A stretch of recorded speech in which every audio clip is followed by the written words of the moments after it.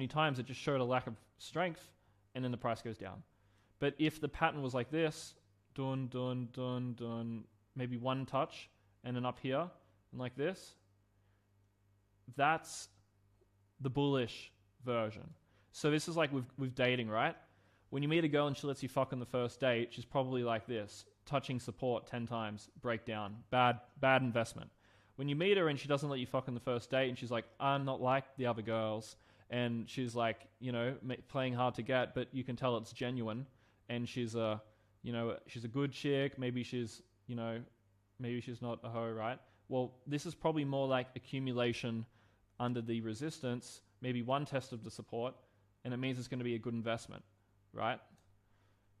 Now, obviously, there is exceptions to the rule. Sometimes you do fuck on the first date, and it's, still can work out to be a great relationship. Sometimes the chart looks like this, and it looks really, really shit, but then it will actually go up sometimes, right? But generally speaking, you sell a winning position, right? You dump your wifey because you want some fun, but it doesn't end up working out, right? You need to hold your winners and let them run. Once you've got a winning position, once you've got a winner, don't get FOMO, don't freak out when things aren't going the way you planned. You just have to hold, okay? Now, another reason why you shouldn't sell to buy lower is it breaks a fundamental investing principle taught for 100 plus years.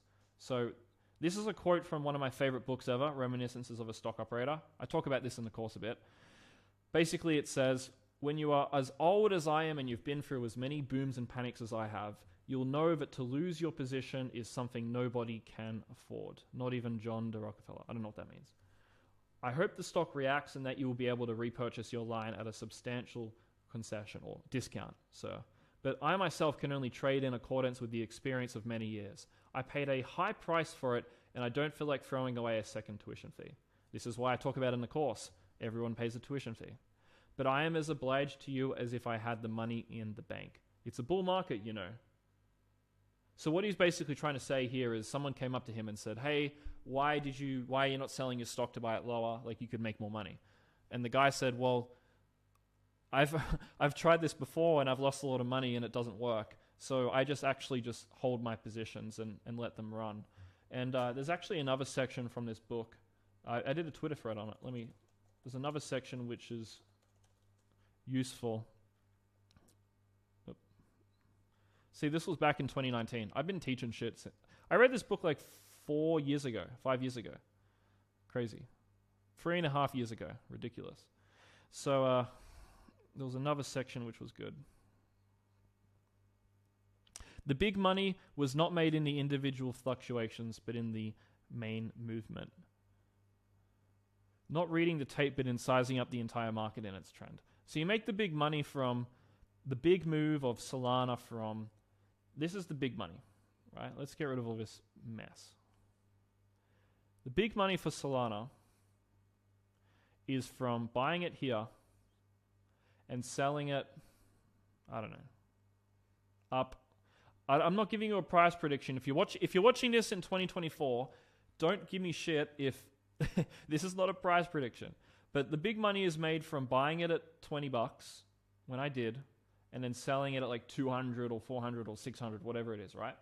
It's not buy here, sell here, buy here, sell here, buy here. No, it's you buy it once, and then you sell it once, and that's ideally as much as you need to do, right? Now, another reason why is each additional decision that you make in investing, and remember, I'm not talking about trading. If you want to short an asset, go for it. But with investing, each additional decision that you make is added risk in the portfolio. Because if you only had to make 2 decisions, you only had to do 2 things right. But each new decision is a new thing you have to do right. So let's say you had to do 100 decisions. You had to get 100, maybe like 80, 90 things right. It's a lot. If you only had to make 2 decisions, you could really focus in on making these two decisions as good as possible. But when you have to do 100 fucking decisions, you got way less time to think about each decision. They're generally made under a lot more pressure. Maybe you've got less of an edge because there's a higher chance that you're making decisions out of your prospective edge, and it's just not a smart idea. So another last reason is selling to buy back lower is trader brain.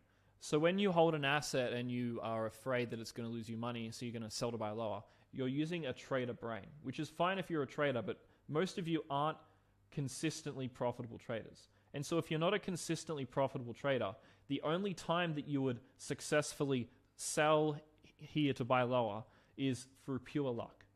And if you're relying on pure luck in the long term, you're going to end up losing money. Because luck, maybe it's something that you can make money from in the short term, but luck long term is not going to work out. Okay? Now, I think that's pretty much all the reasons why you should not sell to buy lower. So because you shouldn't sell to buy lower, let me again show you what you want to do, right? What you want to do as an investor is, okay, where's the particular thing I'm looking for? Is you want to buy during the accumulation range, wait for the breakout, like here, ride the trend, the big money, remember this thread? The big money is in the main movement. Well, the main movement is here to, I don't know, what's the bull run going to do? Who knows? We're still very early days. Maybe it goes all the way up to here, right? So if you ride this move, you just caught let's say you bought here, you just got a 7x on your money, 6x on your money. So you put in 100K, you've just made $500,000, right? You didn't have to do anything. You bought once, you sold once, you caught the meat of the move, and that's that. So that's how you should do investing. Don't try to fucking be a little trader nerd. Just buy it once, sell it once. If you want to do trading, do that separate of your long-term positions. It's an entirely separate thing, okay? As well as this, what's another disadvantage of selling to buy back lower? When you trade around your positions, you actually increase your taxes.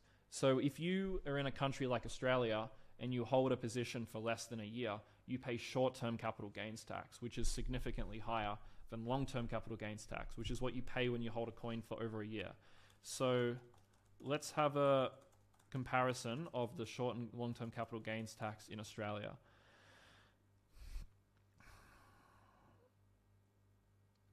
Okay. So looks like what's the short-term capital gains tax? See if I can find it anywhere.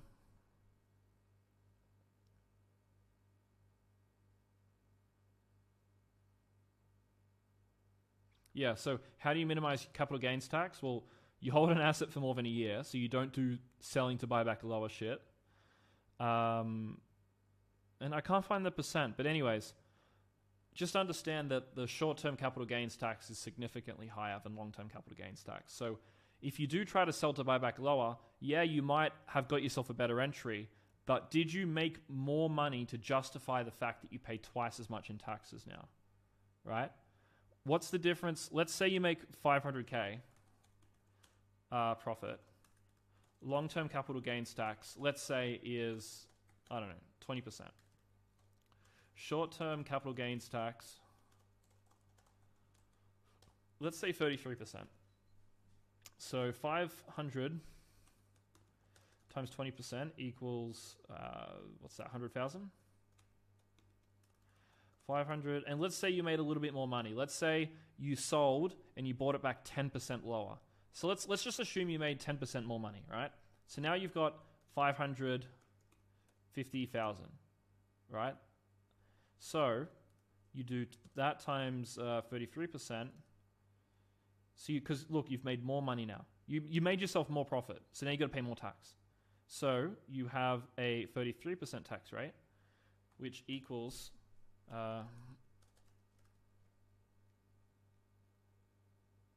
oops, that's wrong.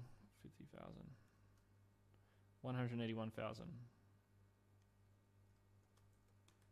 So you had $81,000 more taxes, but you made more money, so obviously you pay more tax, right? So what is the?